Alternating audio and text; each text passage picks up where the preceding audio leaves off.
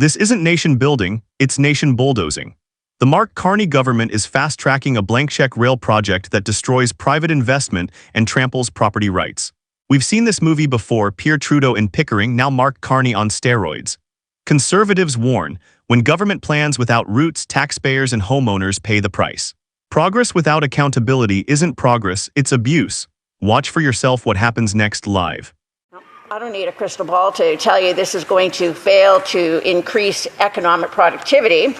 It won't leverage or catalyze or spur any private investment. It will destroy private investment. If there was a real business case, it wouldn't need subsidies. That means any investment it attracts comes at the expense of real opportunities for growth. That's just not a fact, it's a basic physical reality. The Brookfield government can try to ignore reality, but eventually it'll hit you like a freight train. Unfortunately, for anyone who owns property between Quebec City and Toronto, this government plans to hit you with a high-speed train. Justin Trudeau launched the expropriation, the largest expropriation of private property in Canadian history, with his gun grab. Now, even that legacy isn't safe. Buried in this budget bill is the biggest land grab in a century. Canadians might be shocked to learn that when this bill passes, the high-speed rail line from Quebec City to Toronto will be automatically approved. They don't know where the rail line will be built, but it's already approved. If your home is in the way, they'll expropriate it. They just need to delete sections 8 through 12 of the Expropriation Act to get it done. In fact, they're so confident that in pre-approving the rail line without knowing the actual route that the government is amending the Transportation Act to remove the ability of the government to amend the approval. I want to remind Canadians that half this bill is the government repealing decisions made by the Liberal government. Now they want to tie their hands to prevent any future government from correcting this mistake. There is a big difference between cutting red tape and throwing all the tape out the window. And if any of this sounds out of character from the tape-happy Liberal Party, don't worry. They return to form on the next page of the legislation. Again, with this bill, the entire speed rail line is approved automatically and without an actual route. Then this bill states that the entire rail line is exempt from the dreaded unconstitutional Impact Assessment Act.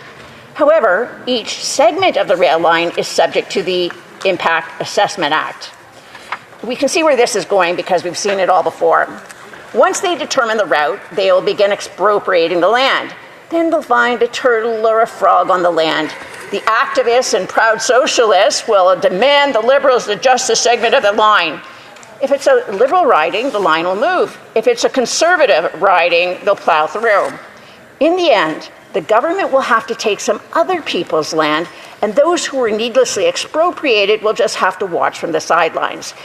For a while now, I've wondered how this government was going to hit the ridiculous target of restoring 30% of Canada's developed lands to nature by 2030. One way would be to cut a straight line through the most developed and expensive lands in Canada, claiming it is for high-speed rail, then killing the entire project by blaming some turtles trying to win the Darwin Prize. But, Mr. Speaker, I said earlier, I don't need a crystal ball because I have a history book. We've seen this all before. In 1972, Pierre Trudeau expropriated farmland in Pickering to build an airport. By 1975, the airport plan was on hold. The government kept the land and in January of this year announced there would be no airport, but the lands would go to Parks Canada to be included in the Rouge National Park. This bill makes the Pickering land grab look like a picnic.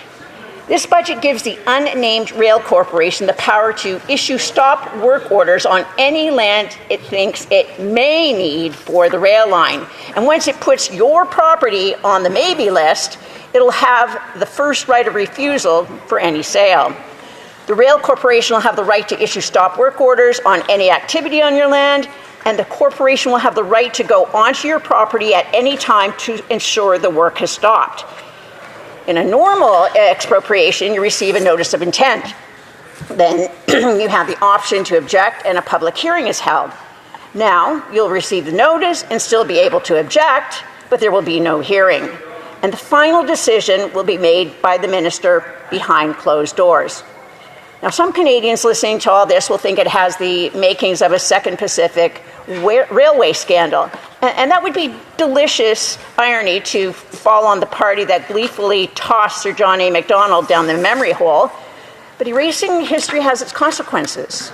If one of those consequences is the Liberals sleepwalking into another sponsorship-sized scandal, then I'm sure Sir John A. is smiling down on us. And while I would relish the Liberals paying a steep price for their arrogance, we also know from history what happens. They'll just walk off into the sunset of a corner office in a fancy law firm or a boardroom. It'll be Canadians who are forced to pay the higher taxes to the bondholders. It'll be Canadians who are forced off their lands during a housing crisis. It'll be Canadians who lose the farm their family owned for generations. This is the moment Canadians must decide whether government serves the people or runs over them. When power moves faster than accountability, freedom is always the first casualty. So here's the question. Should the Mark Carney government be allowed to approve massive projects without roots, hearings, or consent? Comment yes or no and explain why.